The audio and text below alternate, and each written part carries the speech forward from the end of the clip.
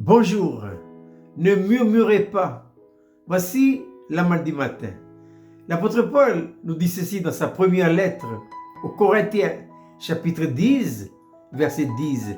Ne murmurez point, comme murmurèrent quelques-uns d'entre eux qui périrent par l'exterminateur.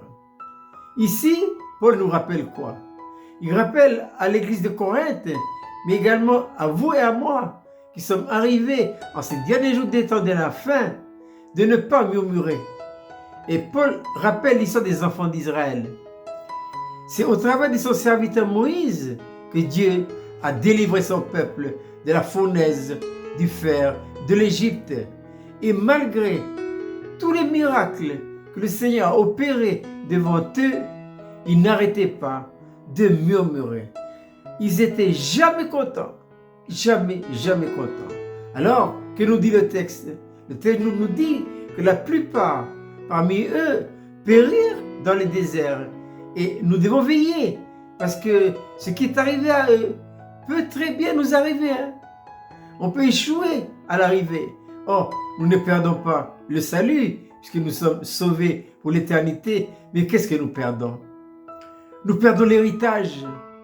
Alors cette première génération sortie de l'Égypte périrent misérablement dans le désert. Et quelle est la raison? Parce qu'ils n'arrêtaient pas de murmurer. Murmurer signifie que je n'accepte pas les situations par lesquelles le Seigneur m'a fait passer. Qu'est-ce qui a fait passer les enfants d'Israël dans le désert? Mais c'est le Seigneur. Il peut très bien, à vol d'oiseau, en partant de l'Égypte vers Canaan, mettre un peu plus de 15 jours, 15 ou 20 jours. Mais voilà qu'ils ont traversé tout le désert pour arriver en Israël pendant 40 ans. Et pourquoi ces 40 années? C'est pour tester les enfants d'Israël. Voilà. Et ce qui leur est arrivé peut très bien nous arriver. Ainsi, Dieu permet.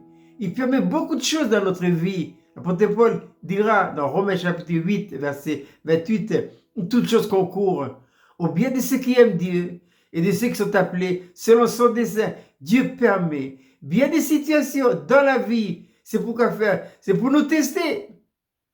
Les situations sont les moyens que le Seigneur utilise pour faire notre éducation. Et pourquoi? Nous avons hérité de nos pères une vie qu'on appelle la vie naturelle.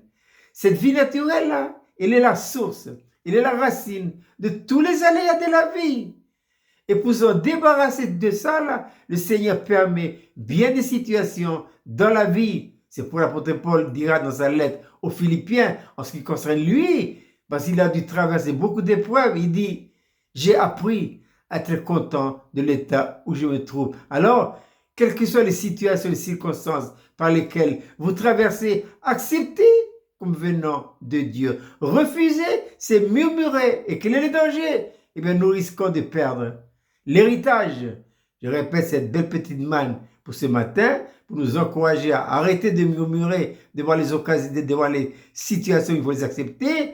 Ne murmurez point, 1 Corinthiens 10, 10. Paul dit, ne murmurez point comme murmurèrent quelques-uns d'eux qui périrent par l'exterminateur.